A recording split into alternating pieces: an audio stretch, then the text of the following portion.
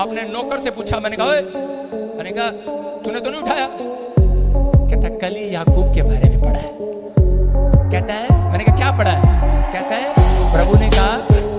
दोस्तों, बाइबल में प्रेरितों के काम 28 की 31 में लिखा है, और जो उसके पास आते थे उन सब से मिलता रहा और बिना रोक टोक बहुत निडर होकर परमेश्वर के राज्य का प्रचार करता और प्रभु यीशु मसीह की बातें सिखाता रहा।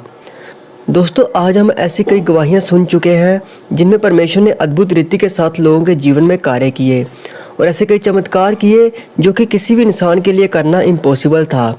लेकिन परमेश्वर ने ये चमत्कार किसी का धर्म या जात देकर नहीं, बल्कि सारी मानव जाति का पिता होने के नाते सबसे रखे गए प्रेम के कारण किए, क्योंकि परमेश्वर नहीं चाहते कि उसका बनाया हुआ कोई भी इंसान नाश हो।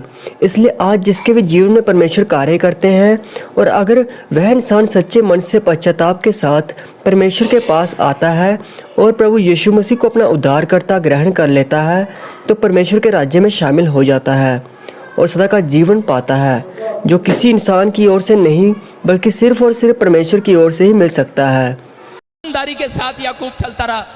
एक बार किसी ने 50,000 की गट्ठी उठा लिया मेरे घर में से, वो इधर उधर कर दिया, तो मैंने उसी समय अपने नौकर से पूछा, मैंने कहा ओए, मैंने कहा तूने तो नहीं उठाया? कहता कल ही याकूब के बारे में पढ़ा है। कहता है, मैंने कहा क्या पढ़ा है? कहता है प्रभु ने कहा कोई 1 रुपया भी लेगा उसको 1000 गुना देना पड़ेगा। कहता मैं अगर आपका 1 रखूंगा, 1 बकरी चोरी करूंगा तो मुझे 1000 बकरियां देनी पड़ेंगी। आज भी वो मेरे घर में बना हुआ है। आप समझ रहे हैं कि नहीं?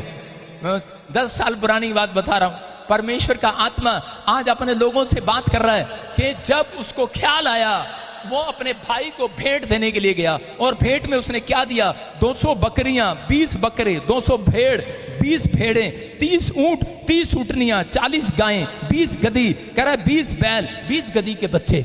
इसका मतलब उसने थोड़ा सा दिया। कितना सा? और कितनी लंबी लाइन है?